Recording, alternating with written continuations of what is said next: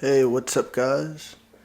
It's 6 o'clock in the morning. I am a little bit late. I'm kind of tired. But anyway, so we're going to get into what we have in this DLC. Let's go with the prices. So, without further ado, and excuse me, I got a lot of stuff that I'm going to go ahead and have to sell. We're just going to go into the properties first.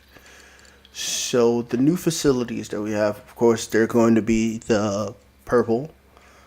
Gonna go ahead and filter it out. So this one is the cheapest.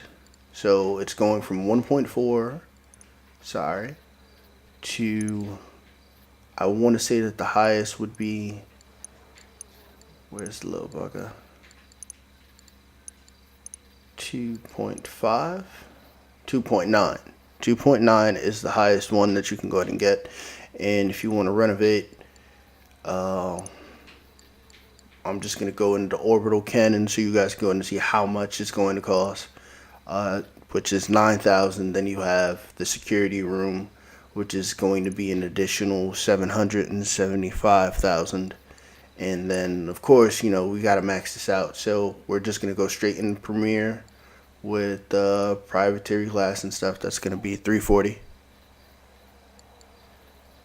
And for the sleeping quarters, it's going to go ahead and be 150. So if you buy the most expensive one, if you buy the most expensive one, then you're going to be spending around 5 mil.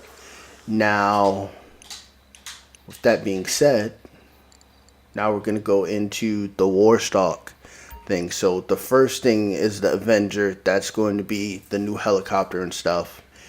And we're just going to go ahead and do it the same way as in the other DLCs, where you're going to have to work to go ahead and get a discount for the new vehicles that you're going to go ahead and get. So, of course, we already see that it's going to be 3.5 for the trading price, but you're going to pay 4.7 for the actual buyout for the vehicle. Now we're going to go into the thing that we've been waiting for so long, which is the jetpack, and it actually looks pretty cool. It's going to be 2.7 for the trading price and then 3.6 for the buying.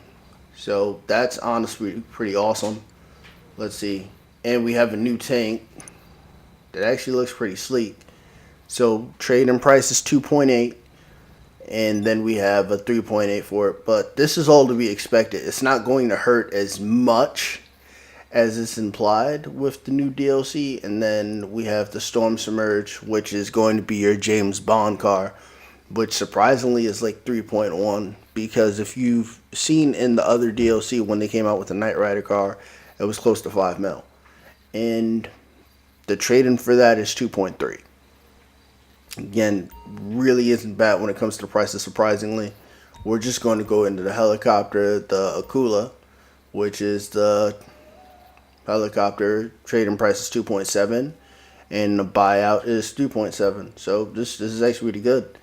And finally,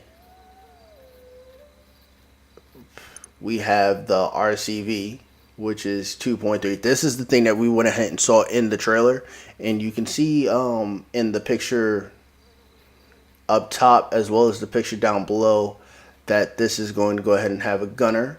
And 3.1 still isn't bad. This is probably like a Hummer or Insurgent on steroids, and trading is 2.3 for that. So the last three vehicles, this, I don't know if you guys remember, this is like the original 360 or PS3 Grand Theft Auto, which you'd have a super huge plane. And surprisingly, this is going to be 3.7, and it has a gunner on top of it. We'll see how many customizations you can come out with it. And if you look in the bottom picture, there is also a bottom gunner.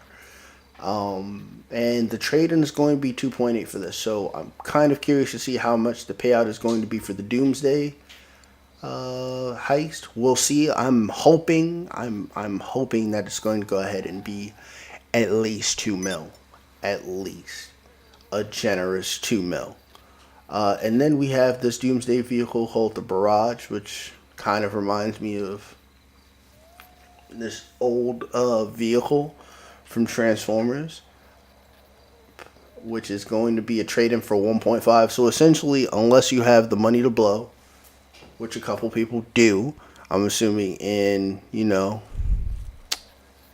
hype for this new DLC that they came out with. Hopefully it's not going to be the last one that Rockstar shows up with the heist for.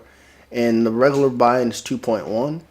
And with that being said, the final one, the last one of the Resistance, the Chenobog, which is the missile vehicle that we went ahead and saw in the trailer, which I wasn't sure they were going to go and show. I thought it was just going to be something that you had to go ahead and pick up or do something for a setup, which is going to be 2.4 for a trade-in price and 3.3 million for the official buy-in. So aside from that, let's go ahead and see what legendary vehicles they have, because I'm sure that they have some type of legendary vehicle. Okay, so off the back we have something similar to the JP 700, which is one of the original cars that they came out with in Grand Theft Auto, and it doesn't look bad.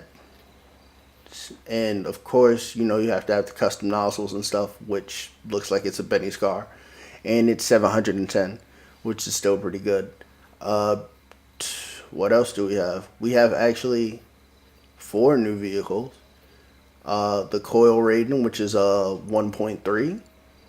Of course, these are all going to be supercars and stuff.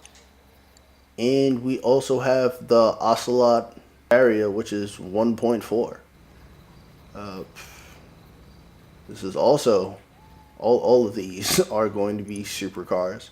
This one kind of has like a similar Reaper build from a previous vehicle from the DLC, and it's 1.6.